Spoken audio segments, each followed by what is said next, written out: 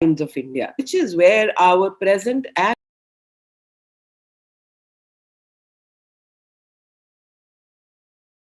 our future lies. So I'm quickly going to ask Dr. Pankaj to come in for a couple of minutes before we move on to Baba. Okay, thank you, Aurobindo ji. Thank you very much. And also thanks to Ministry of Tourism for continuing this series on a very, very regular basis. You all know that Association of Indian Universities, which is a association of about 870 universities, we thought that once I met Mrs. Barar in a program, and we thought that many of our youngsters, like you know that we have 3.7 crore students in our higher education system. So many of our youngsters do not know about the rich cultural heritage of India. They don't know so many places, I mean, because it is Ministry of Tourism, कि कौन कौन सी जगहें हमारे देश में देखने की हैं, क्या हमारी स्टोरी है, कैसे फ्रीडम मिली, किस किस स्टेट का क्या योगदान रहा हमारी फ्रीडम में. तो हमें लगा हमारे यंगस्टर्स को ये पता होना चाहिए कि कैसे कैसे इंडिया धीरे धीरे आगे बढ़ता हुआ आज हम आजादी का अमृत महोत्सव मना रहे हैं. 75 साल हमारी आजादी को पूरे हो रहे हैं. तो हमने ये सोचा कि हमको दोनों को मिलके इस तरह का प्रोग्राम करना चाहिए जिसमें कि बच्चों को पता चले कि हमारा ग्रैंड इंडियन नैरेटिव, मतलब कैसा भारत हमारा, हमें किस लिए खुशी होनी चाहिए, गर्व होना चाहिए कि हम भारत में पैदा हुए, हम भारतीय हैं. और एक ग्रैंड इंडियन नैरेटिव क्रिएट करना चाहिए बच्चों के मन में कि क्यों भारत अच्छा है, क्यों हमको खुशी होनी चाहिए कि हाँ हम भारतीय हैं. इसीलिए हमने ये सीरीज क्रिएट की और इसमें ये भी एक अट्रैक्शन डाला. इस सीरीज के बाद एक क्विज होगा और उस क्विज के जो विनर्स होंगे उनको बड़े अच्छे अच्छे प्राइजेस मिलेंगे. और जो 12 की 12 क्विजेस, क्योंकि ये 1 साल का प्रोग्राम है, तो 12 की 12 क्विजेस जो बच्चा पूरा कर लेगा उसको ग्रैंड प्राइज मिलेगा. शुरू के 3 prizes ministry of tourism sponsor करेगा. पिछले जो हमारे शुरू के जो विजेता थे उनको मिनिस्ट्री ऑफ टूरिज्म लेके भी गया एक नॉर्थ ईस्ट के विजिट पे, and that was very much appreciated by the students. So all our students from the universities, they went for this visit, and it was very good visit, and they were very appreciative of the visit. So yet another episode कि बंगाल का क्या role है Indian freedom movement में. हमारे बहुत सारे, आपने देखा नेताजी की तस्वीर आपको बिल्कुल सामने दिखाई दे रही है कि बंगाल का क्या रोल था हमारी इंडिया की फ्रीडम मूवमेंट पे, उसके ऊपर आज का एपिसोड है. तो I request all the participants कि इसको ध्यान से देखिए, सुनिए, और इस जो पूरा एपिसोड है इसके ऊपर ही बेस्ड एक क्विज आपको बाद में मिलेगा करने को. और उस क्विज को जब आप करेंगे तो आप ढेरों इनाम पाने के हकदार तो होंगे ही होंगे, but that is a by product. The main reason is that you should know about the rich cultural heritage of India, about the freedom movement of India. So thank you, Aurobindo ji. Thanks to Ministry of Tourism for initiating this and for doing it on a very regular basis. Thank you very much. Thank you, Dr. Pankaj. So Manvendra ji, अब आप हमें सुनाइए बंगाल की कहानी. So I must thank my Government of India Tourism Department, to Madam Bard, Dr. Ajay Singh, and Mrs. Mutu Shinashkar, and other officials of Government of India Tourism Department. And I'm very fortunate to speak on this topic, the role of Bengal in Indian freedom movement. And this topic is such a vast topic, so I don't know how to cover all the facts and all the great people who have sacrificed their life for the movement of freedom struggle of India. This is a very vast subject.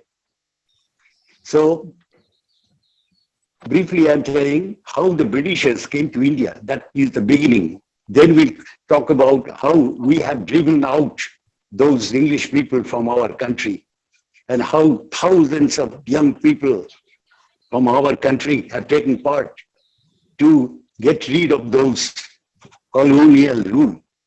Sometime around in 1583, during the rule of Mughal Emperor Akbar, an English traveler, and he was also a merchant, and his name was Raphael Flitch. He came to India, and he traveled extensively all round our country, and he made a report to the British government that there is a great possibility of business relation between India and England, and he proposed to form a company. so that England can have a trading relation with India. And that company was named as East India Company because in those days when Columbus tried to find the route to India, so when he reached Caribbean islands, he thought he reached India. So later on he proved to be wrong.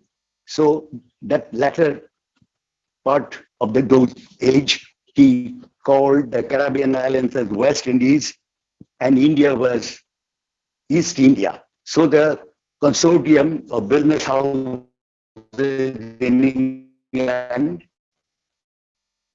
with some 100 business houses, they make a consortium to deal with business affairs with India. They call themselves an East India Company.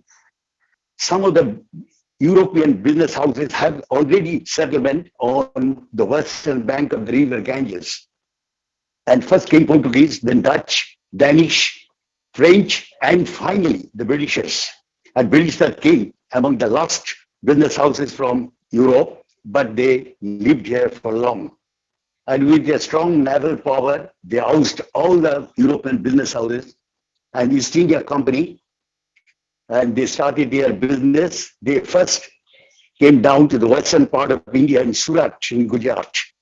And much later, in Surat, they came here in the eastern part of India much later in 1690, probably on 24th of August 1690, the chief executive of East India Company, his name was Job Charnock.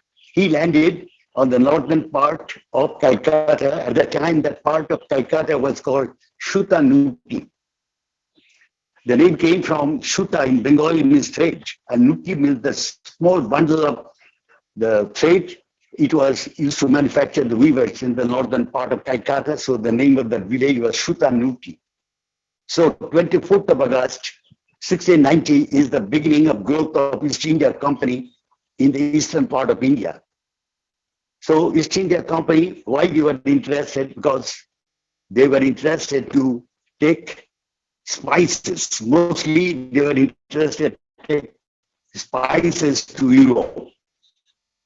Because in Europe there was huge demand of meat in those days, but there was no preservation system, cooling system. It was unknown at that time. They used to import from India the spices to preserve the meat. And later on, they started importing from India through Calcutta and import the cotton because they used to manufacture textile after this industrial revolution in the West. When they started using the steam engine, there was huge capacity to produce cotton products. And so they had a huge demand of cotton. They used to take cotton from India, and also they started taking precious stones, gems, gold, and Calcutta gradually flourished as a trading center. And Calcutta port became the busiest port among the Asian countries. It was the busiest port. About 40% of import-export from the Asian countries was from Calcutta port. So, till 1692 to 1756, the East India Company was simply a trader. But in 1756, a conflict started between our Bengal ruler, Nawab Shirazdullah. He was the representative of the Mughals in Delhi, and in Bengal, the Nawab Shirazdullah was the Nawab. And when I am mentioning Bengal, we must not forget Bengal at the time was not West Bengal. The eastern part of Bengal, presently Bangladesh, then Bihar, Orissa, it was Bengal presidency. So whenever I will mention Bengal, that means the Bengal presidency. The present West Bengal, Bangladesh, Assam and Orissa is Bengal. So the conflict started between the East India Company because the East India Company, without having permission from the Nawab Shirazdullah, they built a fort and they named that fort as Fort William. And sometime they used to give shelter to the criminals from the capital of Bengal at that time was Murshidabad. From Murshidabad, they used to come and take shelter inside the fort. That annoyed the young Nawab of Bengal, Shirazdullah. He succeeded his maternal grandfather, Alibordi Khan. At that time, he was a young man of 22 years. He just sat on the throne of Bengal. That annoyed him, and he brought his huge force with 50,000 soldiers, with elephants, with cavalry, with cannon, and completely demolished the fort built by East India Company. And there is a story goes, I will refer it as the Black Hole Tragedy of Calcutta. It is said, I am telling it, it is said that there is no definite proof that the Nawab confined some 123 English men, and some of them were women, in a small black hole inside the Fort William, and locked it from outside. And all but one person died in suffocation and thirst. And the governor of Fort William, his name was Hollowell, he made a report that Bengal Nawab was so cruel. They suffocated to death some 123 innocent English people. And much later, Lord Curzon, when he was Governor General of India, he built a tomb and named it as Black Hole Tragedy Tomb. It was erected at the heart of the city of Calcutta.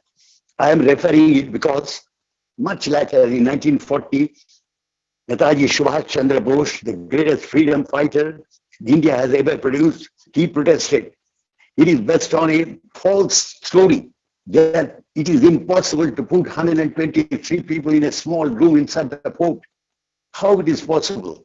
So I will mention in details this story when I will talk about Netaji Subhash Chandra Bose.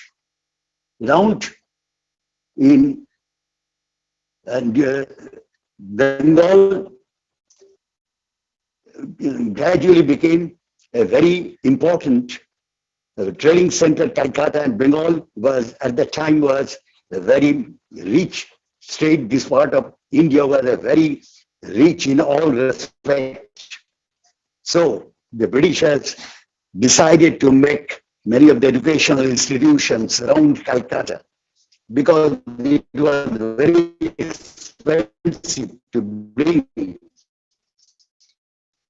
the British clerks and writers. नाग साहब आपका ना आवाज They नाग साहब decided to train the Indian people. नाग साहब आपका voice break कर रहा है. आप एक बारी अपनी इंटरनेट कनेक्शन देख लीजिए. As a junior clerk in East India Company. So in Calcutta. Hello. नाग साहब आपका ना वॉइस ब्रेक कर रहा है. आप एक बारी अपना इंटरनेट कनेक्शन चेक कर लीजिए कि the East India Company started. It is okay here. It is showing okay. Somehow the voice is breaking while you Okay. Now it is better. You can listen now.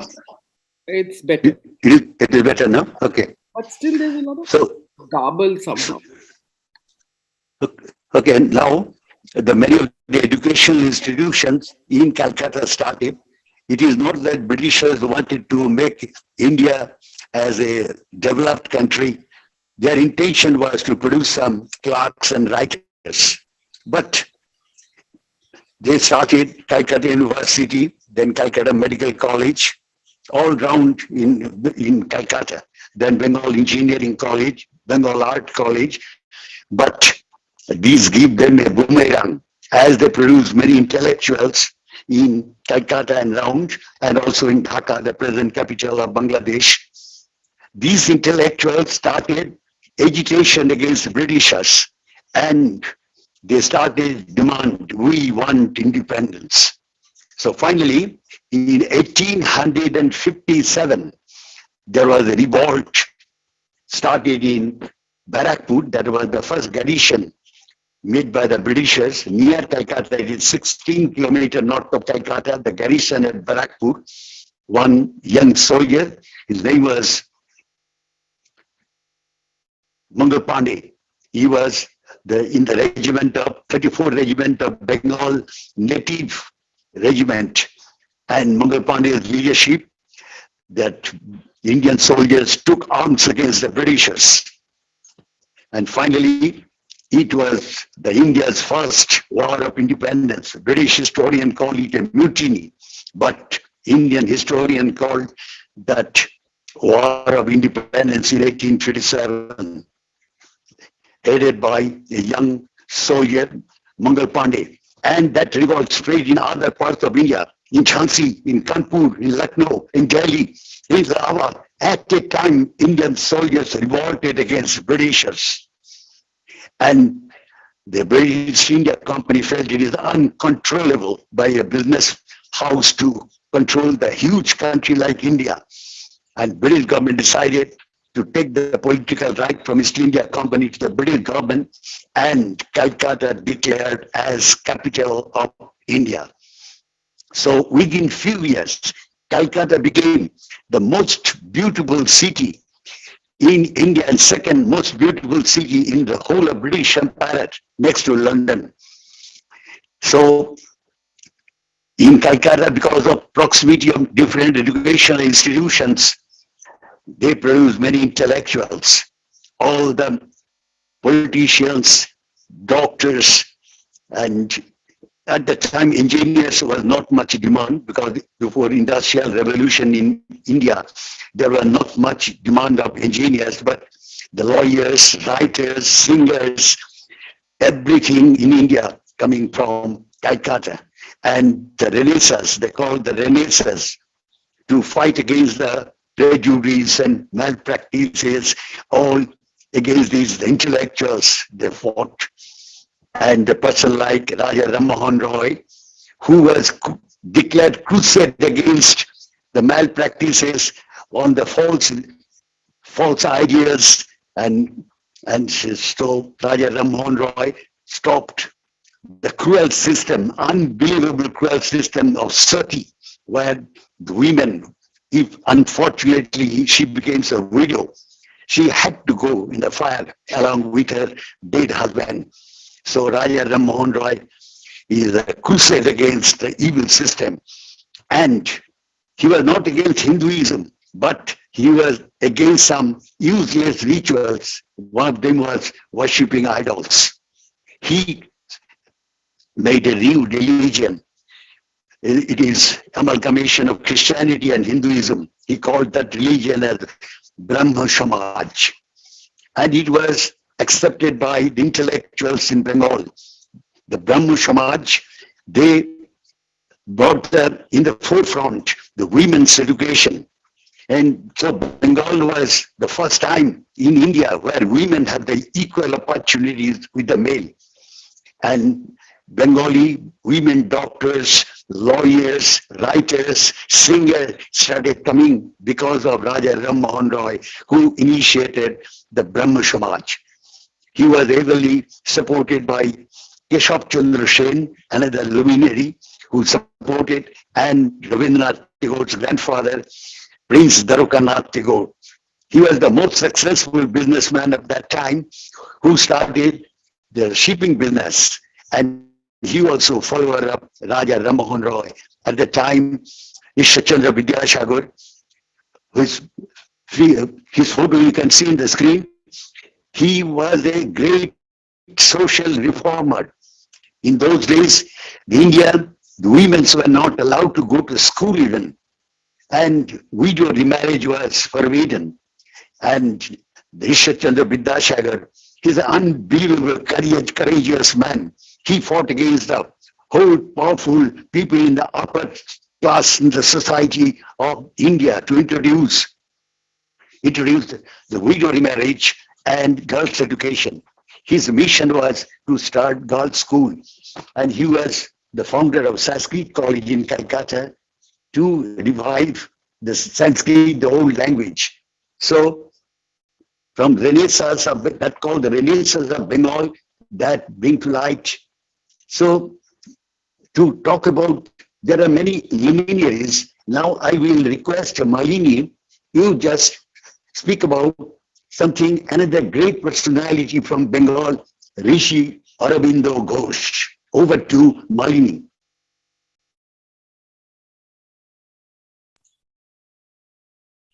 Thank you. Before I talk about Sri Aurobindo Ghosh, I would just want to mention about Sri Gopal Krishna Gokhale. When Bengal was rising in every field, he said that what Bengal thinks today, India thinks tomorrow. Because every aspect, every development started from Bengal.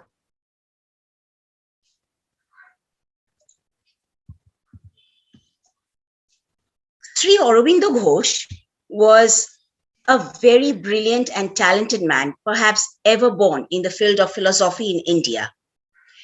His father had sent him to England at a very tender age so that he was educated in Western culture. But Sri Aurobindo acquired the best of both India and West. He took part in national movement and became a leading figure there. He used to write fearless analytical articles for the English newspaper Vande Mataram. In his publications, Sri Aurobindo tried to convey the message of Swaraj, or freedom from the British rule. He took part when Bengal was about to be partitioned in 1905. He led lots of protests against the partition movement. Sri Aurobindo was charged in the Alipur bomb case and was sentenced to jail.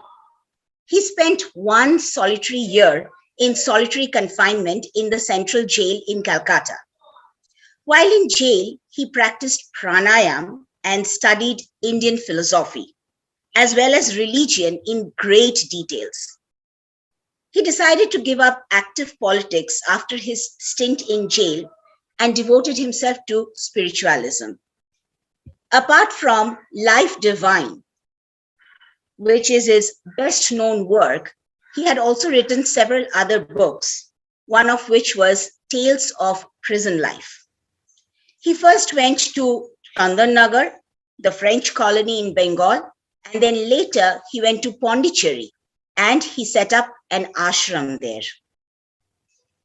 The partition of Bengal by Lord Curzon in 1905 led to a general outburst of revolt, which favored the rise of extremist party and the great nationalist movement. The British tried several severe repressive measures to control the agitations, but the element of violent revolutionary action grew in Bengal as a result of these strong repressive measures.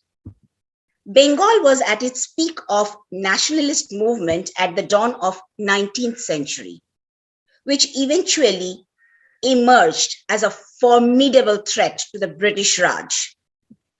To curb this nationalist movement, the British decided to divide Bengal, a move vehemently opposed by various leaders of the time, including Rabindranath Tagore, the national poet of India, and one of his songs, Jana Gana Mana, was later adopted as the national anthem of India. The plan was to divide the Hindu majority region of West Bengal, Bihar, and Orissa from Muslim-dominated areas of Assam and Sylhet. The British government passed the Order of Partition in August 1905, which came into effect in October 16th of the same year. However, the date fell on the month of Shravan, when the festival of Raksha Bandhan was celebrated by the Hindu community. Tagore deftly used the concept of brotherhood, togetherness, and the thread of protection as a medium of protest against the British partition policy by showing a picture of unity among the two communities. Following Tagore's call, hundreds of Hindus and Muslims in Kolkata, Dhaka, and Sylhet came out in large number to tie Rakhi threads as a symbol of unity.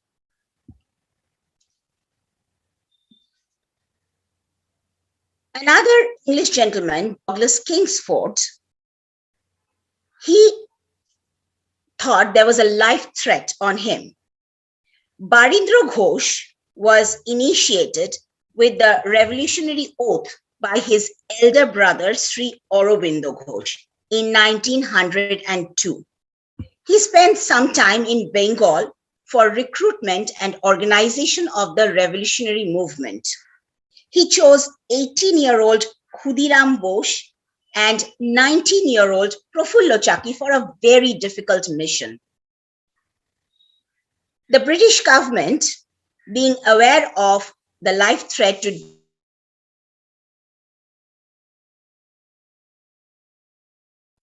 Muzaffarpur, a very remote area in Bihar, for protection of his life. Khudiram and Prafullo Chaki reached Muzaffarpur and kept very close watch on the daily routine of Kingsford. What time he left his house, what time he went to the club, when he came back, and so forth. On the evening of 30th of April, they positioned themselves beside a tree across Kingsford's house and waited for him to return from his club as usual in a carriage. At about 8:30 in the evening, the carriage appeared. Khudiram wasted no time. He ran up and hurled the bomb into the carriage. There was a loud burst, and the young boys fled the scene thinking that the mission was accomplished. But they were unaware that the occupants of the bombed carriage were in fact two English women. Kingsford had been in a similar carriage just behind them and was thus saved. The police commissioner called an emergency meeting in the aftermath of the bombing and carried out simultaneous raids in Calcutta at several locations and arrested around 20 suspects, including Sri Aurobindo, who was believed to be their leader. Khudiram and Prafullo went their own way to escape capture. Khudiram had walked 25 miles and he reached a station called Waini. He wanted to have some water after walking such a long distance, so he stopped at a tea stall to ask for some water. Two police constables noticed the young man with dirty feet, so they came around and caught him. Khudiram, being a small, thin little boy, could not escape from their clutches. They searched the young boy and found 2 revolvers, 37 rounds of ammunition, some money, and a railway map on him. Khudiram was immediately handcuffed and arrested, and then he was produced in front of the magistrate. He took full responsibility of the assassination. He did not want to blame anybody except himself because he was unaware that Prafullo had already died by that time. Prafullo Chaki had shot himself to death in order to escape the police. Prafullo's body was brought and was told to Khudiram to identify the body. Khudiram did identify the body, but the police was not satisfied. So they cut off the head of Prafullo Chaki and sent it to Calcutta to be identified. Khudiram was sentenced to death. He was hanged when he was only 18 years old, but he went to the gallows with a smile on his face and a very erect backbone because he died with the dream of a free India. I would now request Mr. Nag, my dad, to continue talking about another greatest revolutionary from Bengal, Subhash Chandra Bose. Yes, I must speak about Netaji Subhash Chandra Bose, the greatest freedom fighter ever born in India. Yes, ma'am. I think if Baba removes the earphone, the voice might be better because your voice is absolutely clear. But when he's speaking, we are getting a little garbled voice. Don't remove the earphone. I think it'll help. Okay. So, I must speak about Netaji Subhash Chandra Bose. Madam, it is better now? Yes. Okay. So, Netaji Subhash Chandra Bose is the greatest freedom fighter ever born in our country, whom Mahatma Gandhi called the patriot of the patriot, whom Rabindranath Tagore called Deshanayak, means the leader of the country. And his soldiers in Azadi Fort INA called him Netaji. So Subhash Chandra Bose, it is well known as Netaji Subhash Chandra Bose. His life was an unbelievable, courageous man. Netaji Subhash Chandra Bose, born in Cuttack, and he had his schooling in Cuttack, and his father was a leading advocate, lawyer, both in Cuttack High Court and Calcutta High Court. And his father was an ardent follower of Britishers. So Netaji Subhash Chandra Bose had his schooling in an English medium, a prestigious school in Cuttack, and he was a brilliant student from the very beginning of his career, and he stood second in his matriculation examination at the time. Whole of Bengal, that means West Bengal, Bangladesh, Bihar, Odisha, the whole of eastern part of India was under Calcutta University, and he stood second there. Then he came to Calcutta, and he admitted to a college, a very prestigious college at the time, and the first English medium school in India at that time. It was called Hindu School, Hindu College. This is the picture you see, the Hindu College. And later on, it was called Presidency College, and many luminaries, both in the field of politics, literature, science, they have studied. The person like Sir Jagadish Chandra Bose, Sir Prafulla Chandra Roy, the great chemist, the founder of Bengal Chemicals, and Ashutosh Mukherjee, Shama Prasad Mukherjee, even Swami Vivekanand, they have all studied in this college. It is a very famous and prestigious college, and Netaji was admitted. But during his college era, he was involved in politics. So I will mention one incident to give you an idea how courageous man he was. Once, when he was a student in undergraduate level, one English professor, Professor wrote him, and he was criticizing in front of the students about the Indian women, that they are prejudiced, they have no education, they don't know what is happening around the world, they are ignorant, like this. Very insulting words they are using against the Indian women. And Netaji, a young man of 22 years, first he protested, "Sir, without knowing the great sacrifice by our mother, by our sister, don't criticize. But you know, and then you can tell something." But the Englishman continued his criticizing of the Indian women, because he thought, because he is an Englishman, he has the right to speak anything against Indian. And Netaji, the spirited young man, could not resist himself. He jumped on the dais and gave a mighty blow at the face of that English professor. And Netaji was rusticated. He was driven out of the college, and he was not allowed to continue his studies in any college under Calcutta University. At that time, the Vice Chancellor of Calcutta University was Sir Ashutosh Mukherjee, a great nationalist leader too. He got the news that a brilliant boy had been driven out of the college, and he arranged to continue his education in another college that was not under the Britishers, that was under Scottish missionaries. And Netaji, most of the time, he was involved in student leadership politics. Hardly any get time to study, but still he was such a brilliant boy. He stood first in his BA exam. Then his father wanted to send him to England to qualify for Indian civil service. At the time, it was a lucrative job. Janakinath Bose, his father. But Netaji was not willing. His dream was different. So he got the advice of his elder brother. So he went to England. But in his very first attempt, he was qualified at ICS, Indian Civil Service. That was a lucrative job under Britishers. Then he decided to come back to India, but refused to accept any job under Britishers. Immediately, he joined Indian National Congress under the leadership of Mahatma Gandhi.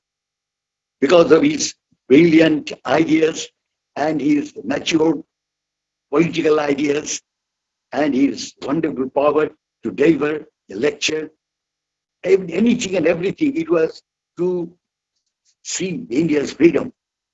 So Mahatma Gandhi elected him as the youngest president of Indian National Congress. But very soon he had difference in opinion with Mahatma Gandhi. Mahatma Gandhi's policy of non-cooperation and without using firearms, India will achieve independence. But Netaji said, no, unless we fight against Britishers, it will take another 100 years to achieve our independence. He left his presidency in 1939 at Haripura Congress, and he joined with his mentor, Chittaranjan Das, a great lawyer, at the same time a nationalist leader, Chittaranjan Das. He had also was a follower of Mahatma Gandhi. But by that time, there was an incident in Chirichora in Madhya district in Bihar, where the protest, Indian people protest against the atrocities of British police, and they ransacked and burnt the total police station and killed more than 40 policemen in the police station. That annoyed Mahatma Gandhi.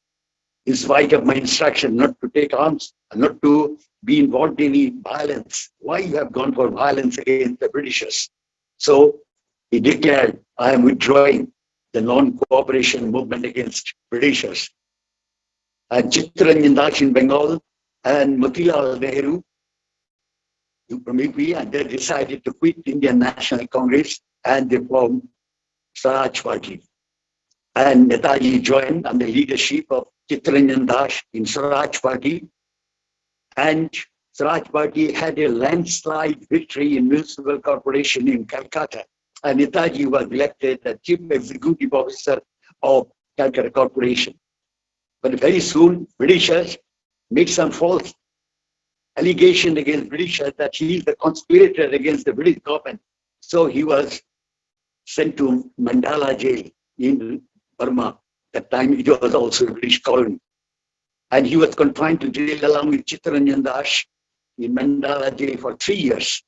And Netaji said, that is the best part of my life. I got 3 years time to study and to write books. And in the jail, he wrote the book, His Majestic Opponent, about the British atrocities, that they have no right to make India as a colony and take away the resources from India and make India as a poor country and to make their country again as a rich country. They have no right. They must quit India. He wrote the book, His Majestic Opponent. And he had written several books. And finally, Netaji was house arrested after returning, and he was not allowed to leave his house in Calcutta House. And one day, it was in 1941, Netaji pretended to be sick, and he has the idea to quit India, to leave India, and to fight against the British from outside India.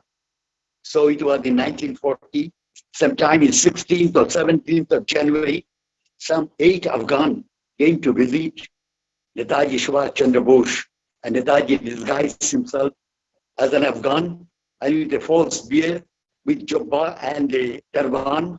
Along with the 8 Afghan, he left Calcutta. His nephew, Dr. Shishir Bose, was waiting outside the car. That car you can see, it is still there in front of Netaji's house, which is now converted into a museum. And now it is called Netaji Research Bureau. And along with the car, driven by his nephew Shishir Bose, in the first lap of his journey towards Berlin, Netaji left Calcutta, and by Grand Trunk Road, he went to Bihar, Gumo. From there, he took a train to Delhi Kalkamel and went to Afghanistan, Peshawar. From there, he took a flight to Moscow. He had an idea to take help from Lenin, because in the Second World War, he said that this is the best opportunity to achieve our independence, because England is now in trouble. There are many enemies. This is the best opportunity. We have to take this opportunity. So he went to Moscow to seek help from Lenin, and then he went to Berlin to seek help from Nazi Hitler. And Netaji was strongly criticized because he took help from Hitler. But Netaji's argument was, enemy is my friend. So Hitler was enemy to the Britishers, so he's our friend. And Hitler allowed him to use the Berlin radio. And from Berlin radio, Netaji declared the total war against Britishers. And he decided to go to eastern part of India, where was the growing discontent against Britishers during Second World War, and Japan was against Britishers. He decided to take help from Japan. And with the submarine from Berlin, he started his journey towards Tokyo, and it took 2.5 months in submarine. And the midway, he changed his submarine from German submarine to Japanese submarine. So you can imagine what a person he was, what a courageous man he was. At the time, the Britishers were the superpower militarily, but Netaji declared total war against Britishers. He reached in Tokyo in 2.5 months, and he was accepted by Tojo, the Prime Minister of Japan at the time, and Raj Bihari Bose, another great nationalist leader who already formed an Indian army called Indian National Army with the help of the prisoners of war captured by Japan who were working for Britishers, kept in jail in Tokyo. They were all released to join with Indian National Army, and also Indian soldiers, he recruited soldiers, and he formed Indian National Army. And he was proceeding to attack Britishers in India. He reached up to Singapore, and he declared free India. He declared independence in Singapore. From there, he's proceeding towards eastern part of India. He reached up to Imphal. What a man he was. He had to walk miles after miles on foot, without water, without food, along with the soldiers to attack Britishers in India. But unfortunately, there was a tactical mistake by Japan.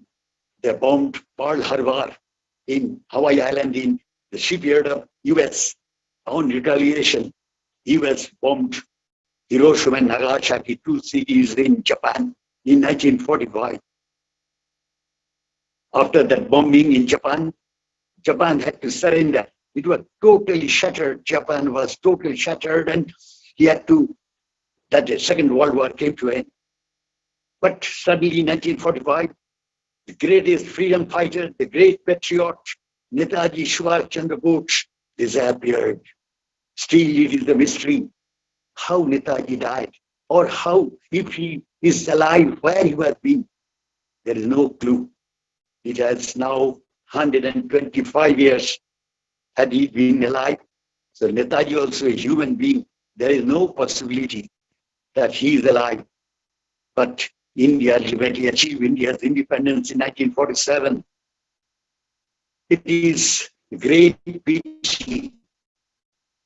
We lost Netaji in 1945, for which he sacrificed everything. His life. Had he been the ICS officer, he could have lived a lavish life. He born in a very rich family, and he was qualified ICS, but he sacrificed everything. Only dream of him was to see India's independence. He felt unless India being free from the British rule, India cannot be prospered. At the time, in India, hardly 15% of Indians have the knowledge to read and write. They were ignorant. The British have made Indian people ignorant.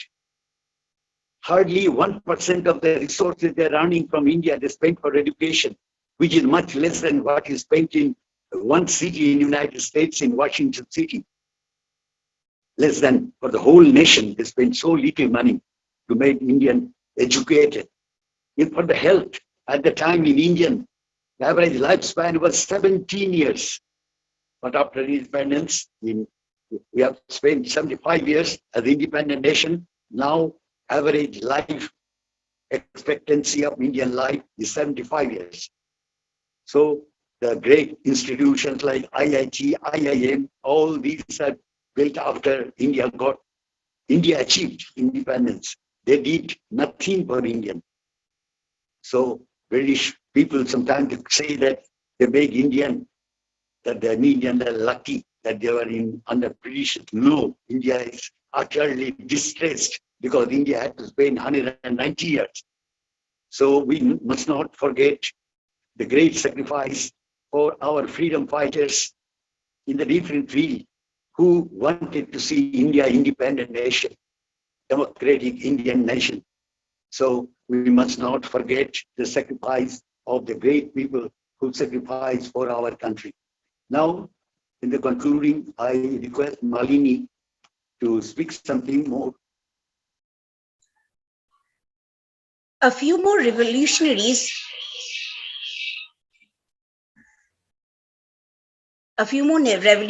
must also be named.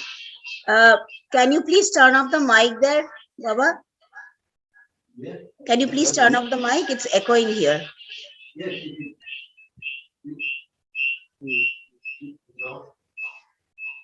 No?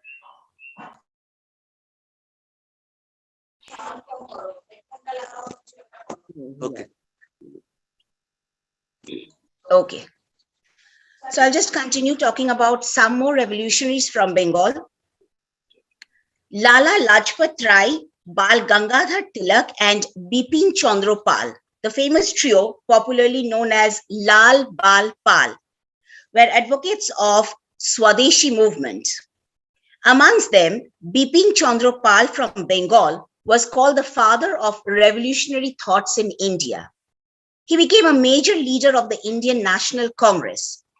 Sri Aurobindo Ghosh and Pal were recognized as the chief components of new national movement revolving around the ideas of Purna Swaraj, Swadeshi, national education. 19 in Calcutta, the capital of British rule in India, was buzzing with activity as usual. Three young bravehearts decided to take matters into their own hands. The three comrades, Binoy, Badol, and Dinesh, decided to kill N.S. Simpson, the IG prison of Calcutta, as well as other Britishers. This was to strike terror into the heart of the Raj's official circle. This was to be an attack on the Writers' Building, the Secretariat right in the heart of the city. Although British managed to overpower the trio, the man refused to surrender. Badul Gupta immediately ingested potassium cyanide, while Binoy and Dinesh shot themselves point blank with their firearms. This is a picture of the Writers' Building in Kolkata, and just across the building, the statue of the three bravehearts still stand, pointing towards where they had given their life for India's freedom. Surjo Sen was popularly called Master Da. Master means teacher, and Da is a short form of Dada, as we refer to the brothers in Bengal. He was from Chittagong in modern-day Bangladesh. He was a school teacher by profession. That's the reason he was called Master Da. He believed in the ideology of violence as the means of ending British rule in India. Surjo Sen led the Chittagong Armory attack on April 18, 1930. He planned to capture two major British armories in Chittagong and distribute weapons to other revolutionaries who could then establish an armed unit. He and his group were successful in capturing the armories, but failed to find ammunition. Finally, after a long search, the British arrested Master Da. He was brutally tortured before he was hanged on January 12, 1934. He gave his life crying out the call of war, Vande Mataram. Vande Mataram, the war cry, was coined by a very eminent writer from Bengal, Bankim Chandra Chattopadhyay. It was first mentioned in his book Anandomot. First, it was sung by Rabindranath Tagore in a Congress conference. Later on, every extremist, every freedom fighter shouted out Vande Mataram before going out on their mission. We must never forget the sacrifice made by our freedom fighters. The time under British rule was extremely distressful. We now live in a free India, and we cannot imagine what people felt back then. It was such a situation that even breathing was more painful than death. And what would people do other than revolting? We should cherish our fighters and should get inspiration from their stories of struggle in our life to make India what it was. Jai Hind. Thank you. It's been such a wonderful presentation. And before I take some of the other questions that are coming on the side, so one of whoever wants to take this question, one of the students was trying to find out whether Netaji actually came through Imphal.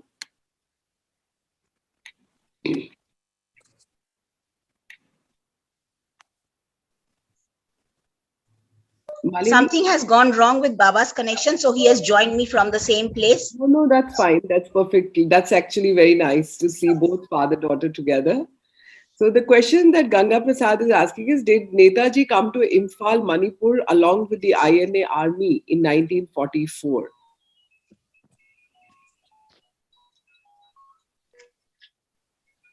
Yes, ma'am.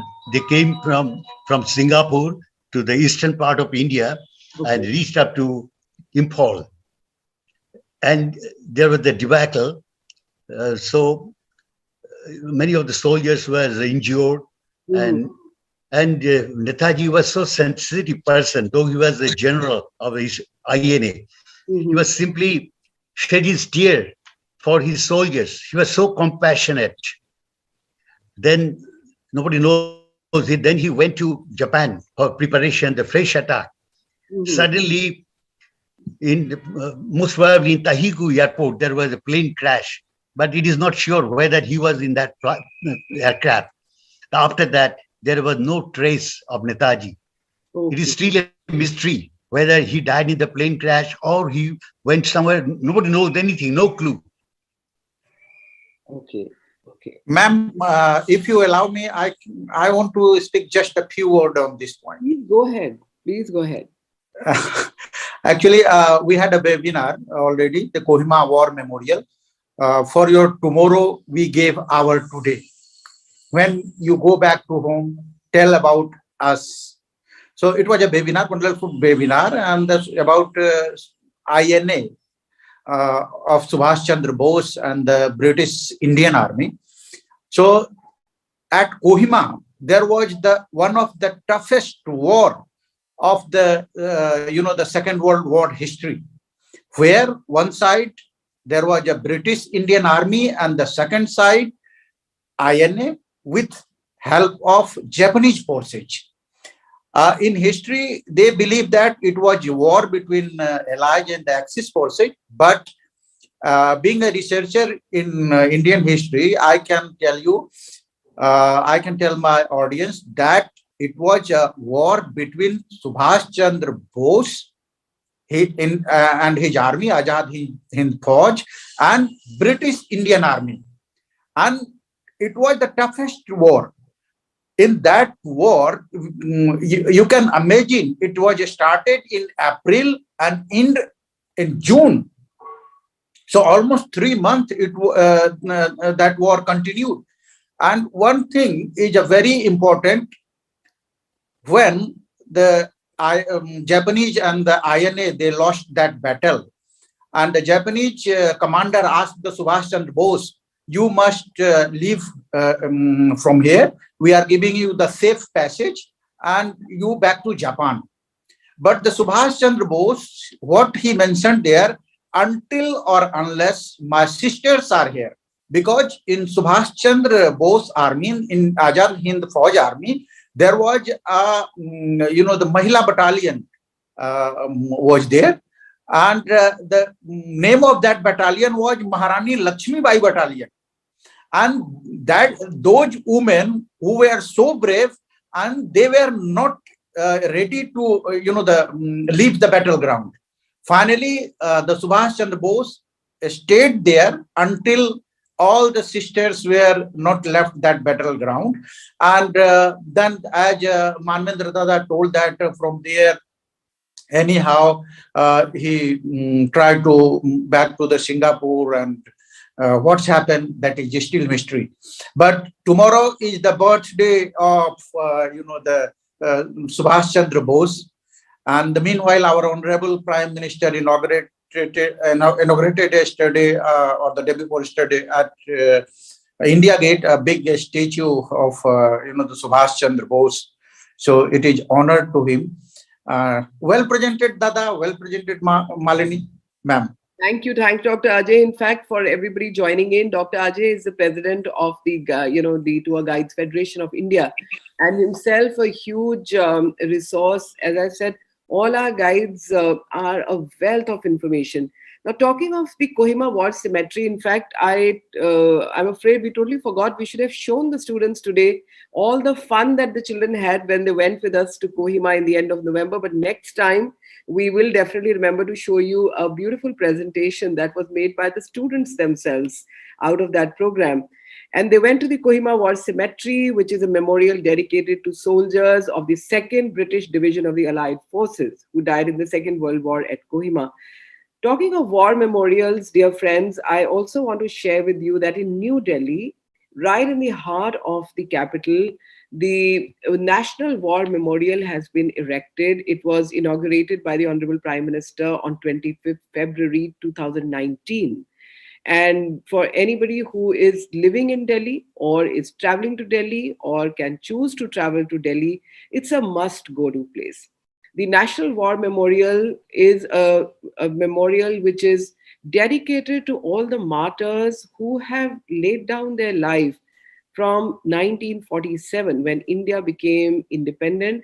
And currently, on the bricks that are there in honor of these martyrs, there are 26,000, almost 400. I think the exact number is 338 or 340. I'm not so sure on the exact number right now, but approximately 26,400 names of the martyrs of the 3 arms of the forces, the Army, the Navy, and the Air Force, are etched over there. What is also very special about the National War Memorial is that every single day at about 5:15, 5:30, depending on the sundown time, there is a next of kin ceremony that happens over there. Of all these soldiers who have laid down their lives, one family member, the closest, mostly, in fact, the ceremonies that I have attended are mostly the wives of the martyred soldiers who come over, and a citation is read in the honor of the martyred soldier. And then the family member goes and lays a wreath at the Jyoti. And then the beating retreat ceremony for the day happens. It's a very solemn ceremony. It's a beautiful war memorial. It not only brings you to light the sacrifice, but it also, I think, works as a great reminder that how much it takes to get that freedom and independence and how much it takes to then keep it. Someone on the side has asked a question that when will we start getting referred to as a developed country? If we look at where we were and where the British left us to where we are, and how much progress in the last few years India has made today, 140 plus airports in the country, 2nd largest highways after the USA today, 6th best country today for medical tourism. The list can just go on and on. We all have to work together, and that's why when Dr. Pankaj and I met casually, in fact, over a dinner, and how this whole idea came and where we see the strength of this program is all of you students. It's your India. It's your India which you have to build. When you ask that question, you all have to work for it to make it into that developed country. For tourism, when we are asked what is our vision, yes, that is our vision. We have to be number 1 country. Currently, in the last 6 years, we have moved from rank 65th to 34th in 2019, just before COVID. All of you have to join hands to make it the number one country, not only in tourism, but in everything else also. That is actually the thought, the philosophy behind these programs. And I will in fact request at this point to Dr. Pankaj also to, echo her sentiments about where we see this journey going. And then I'll tell you a little more about the quiz and how you should answer it to make sure that you are part of our trip when we go next time. Thank you, Ravinder ji. Very well said. Like, we always boast of the demographic dividend we have. Demographic dividend means because we are the youngest nation in the world, our average age is only 29 years, and you can compare it well with the, say, other countries. In China it is 37, Japan 45, Europe 37. So everybody is much, much older than us. So we are the youngest nation in the world, and the youngest nation means we have a lot of advantage, which we call as demographic advantage. So all the students, somebody said that why don't you speak in Hindi? So I'll continue in Hindi. तो जो हमारे युवा बच्चे हैं, जो students हैं, जो आज हमारे साथ जुड़े हुए हैं, इस पे आपके कंधों पे ही है कि भारत आगे कैसे बढ़ेगा, किस डायरेक्शन में बढ़ेगा, कितना बढ़ेगा. तो ये हमसे नहीं पूछना चाहिए, हमें आपसे पूछना चाहिए कि इंडिया को आगे कहाँ तक ले जाओगे, क्योंकि जिम्मेवारी आपकी है. और हम लोगों ने जितना कुछ कर सकते थे, हमारी जनरेशन ने हमने किया, आगे भी करेंगे. हमारे देश में चाहे हमारे पॉलिटिकल सिस्टम है, गवर्नेंस सिस्टम है, हमारा एजुकेशन सिस्टम है, सभी लोग अपनी अपनी तरफ से पूरी कोशिश कर रहे हैं. और आप सबकी भी जिम्मेवारी है कि पूरी कोशिश करें कि भारत को एक डेवलप्ड नेशन, भारत को नंबर 1, हम कहते हैं ना, अभी हम 5 ट्रिलियन इकोनॉमी की तरफ बढ़ रहे हैं, पर आने वाले समय में नंबर 1 और नंबर 2 देश हमारे देश को बनना है. और जिम्मेवारी हमारे युवाओं पे है, क्योंकि यू आर अवर फ्यूचर. आपके बिना हम अपने भविष्य की कल्पना ही नहीं कर सकते. तो you are our future, you are the one who will take India to the stands. I mean, when we were young, India बहुत पीछे था, धीरे धीरे आगे बढ़ा, अब और आगे बढ़ेगा. By the time will be almost very very old, तो will see a new India. हमारे माननीय प्रधानमंत्री जी ने भी एक नए देश की, नए इंडिया की, न्यू इंडिया की कल्पना की है. तो वो न्यू इंडिया कैसे बनेगा? आपसे बनेगा. तो इसलिए ये बहुत जरूरी है कि आप सब लोग एक नए इंडिया की तरफ बढ़े और अपने देश को बढ़ाएं. इसके साथ ही मैं रुपिंदर जी का एक बार फिर से धन्यवाद करती हूँ कि ये प्रोग्राम, मुझे ये प्रोग्राम खुद को बहुत अच्छा लगता है, क्योंकि मेरे लिए बहुत बड़ा लर्निंग एक्सपीरियंस होता है. आज जब मालिनी जी और नाथ जी जब ये सारा सुना रहे थे, तो मेरे लिए बहुत सारी चीजें नई नई थी जो मुझे भी नहीं पता थी. तो हर एक, मतलब हर उम्र में हम सीख ही सकते हैं, सीखते रहते हैं. We are always a student, therefore it is very very important कि हमें सीखना चाहिए और अच्छी बातें सीखनी चाहिए, अच्छे प्रोग्राम्स देखने चाहिए. और इससे हमारे खुद का, मतलब दिमाग का विकास होगा. हम लोग आगे बढ़ने के बारे में सोचेंगे, आगे अपने आसपास वालों को आगे बढ़ने के लिए प्रेरित कर सकेंगे.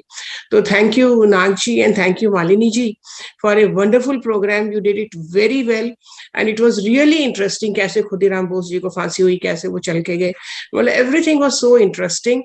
Thank you very much for sharing it with all of us today. Thank you. बिल्कुल well said doctor Pankaj. In fact Khudiram की कहानी सुनकर एक्चुअली इंसान के रोंगटे खड़े होते हैं. 18 साल की इतनी कोमल आयु, जब अभी हम सोच भी नहीं रहे होते इन चीजों के बारे में. और आप ये देखें कि आज हम इसको पीछे की हिस्ट्री के रूप में पढ़ते हैं, तो हमें पता है कि हमें 1947 में आजादी मिली.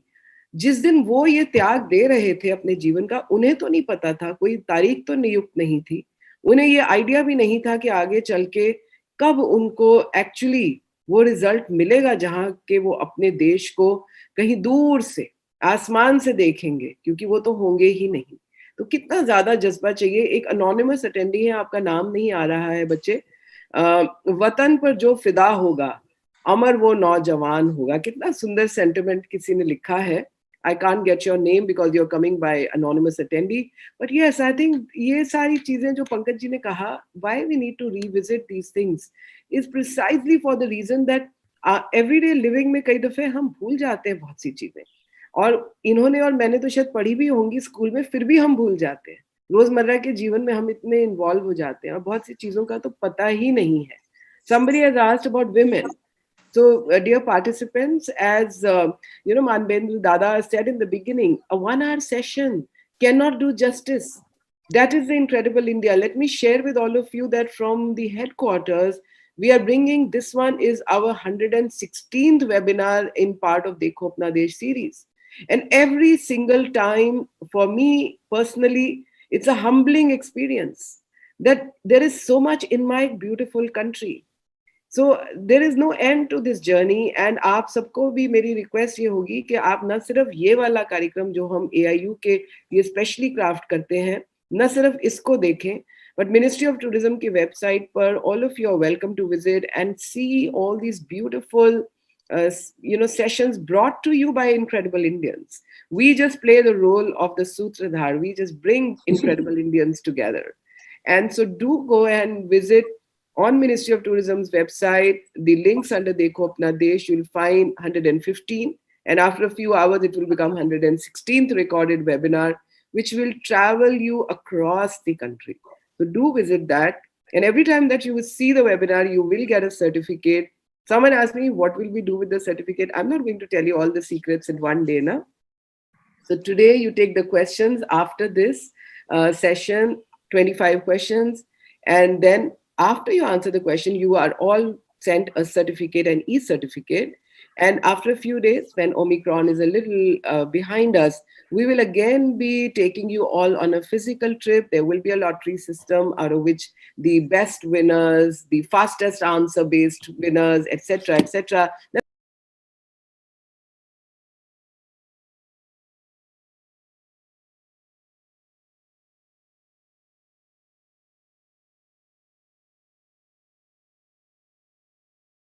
Number of parameters that are used to pick the right winners, but keep answering, keep joining, keep spreading the word for Incredible India. And before I am going to end, I'm definitely going to request Malini and Dada to say a few words once again, and then we'll sign off and we'll tell you where we are taking you next time. Malini?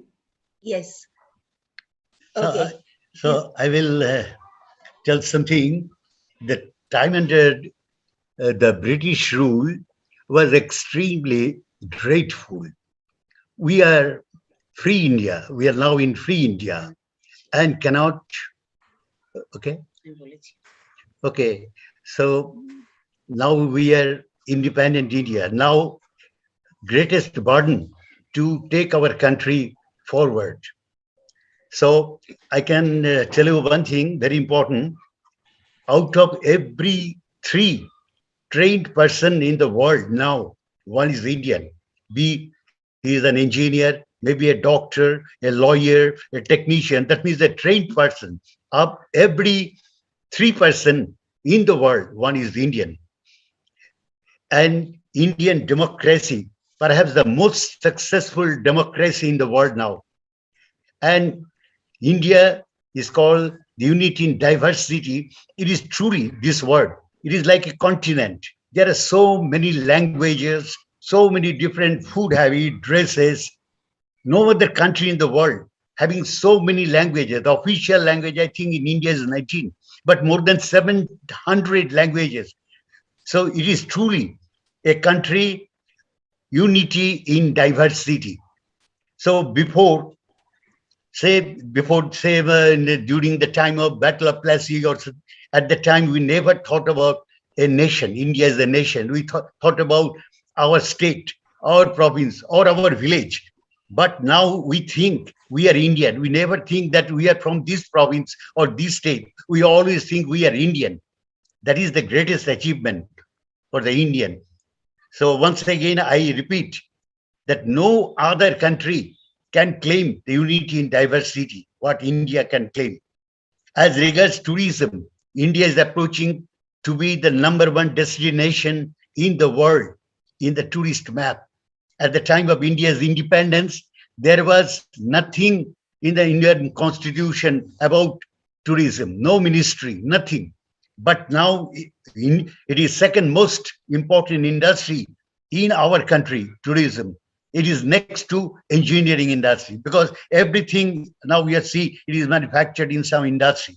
But second most important industry now, tourism, and it is called smokeless industry. There is no chance of pollution from this industry, and this industry only creates world peace. And now it is very easy to visit one country to another country because of tremendous development in transport and communication and transfer of knowledge, information. It is so easy. So we hope, and definitely we can claim the India will be #1 destination for tourism in near future. So thank you very much once again, Madam. Thank you all of you to give us a platform to express our ideas that we love India and long live India. Thank you very much. Thank you, Radha. Malini. तो all जो बच्चे देख रहे हैं, they were saying to say something in Hindi. तो सारे बच्चों को यही है कि हमारा जो कंट्री है ये बहुत ही बेहतरीन कंट्री है और हम सबको मिलके उसको और बेहतरीन बनाना है. ये सिर्फ गवर्नमेंट या इसको करना है उसको करना है ये नहीं करके खुद को करना है. ये सोच के हमको आगे बढ़ना है क्योंकि ये हमारा देश है. It's a great country. Thank you Malini. Santosh Dev, आप हिस्सा थे ITM 2021 के, हमारे साथ थे नागालैंड में, and he is mentioning about the session being wonderful. Thank you. I wish I could bring some of you online right now and hear your comments, but we'll try and do that next time. We'll especially keep 10-15 minutes for our students to share their experiences with everyone else. But for now, all of you are wondering about the quiz. The quiz has come online. कोई log in नहीं कर पा रहा है तो बिल्कुल घबराइए मत. The quiz will be open till 10 p.m. in the night because there is suddenly a lot of rush, so sometimes you don't get it, but keep logging in. You'll surely get it. That's number one. The minute you finish answering the quiz, the certificate automatically gets generated. You can just download it on the phone through MyGov. It comes through, so not to worry on that. And for the winners who will actually go for physical programs with us later, we'll keep updating through Dr. Pankaj also and on our own handles also as to how and when will the physical events actually start. For now, everybody just has to keep safe, keep wearing your mask, keep doing your social distancing. Next week, if all of you have gotten inspired to watch Dekho Apna Desh, next week, 11 a.m. Saturday, we'll be taking you to southern part of our country, to Munnar. So come with us. We're going to take you to some beautiful green areas of Munnar, and maybe we'll have some coffee over there, or maybe we'll have some tea over there, or maybe we'll just pick some cardamom. I don't know what we'll do, but we definitely want you to join us in Munnar at 11 a.m. next Saturday. In the meantime, keep safe, keep healthy, take the next 6 hours to answer all the questions. Big round of thanks to the Tour Guide Federation of India, to Malini, to Dada, to Ajayji, to Pankaj ji for bringing everything together, to NEGD for enabling it, to MyGov, to making sure that everybody gets this program, to my own team that works tirelessly, the children from the social media team, my team in the domestic offices that has been working tirelessly over the last few months, and most importantly, to all of you students. Please spread the word of Incredible India and wish you all a very happy Republic Day. Let's work to make the country stronger, better, and the #1 country in every sense in the world. Jai Hind.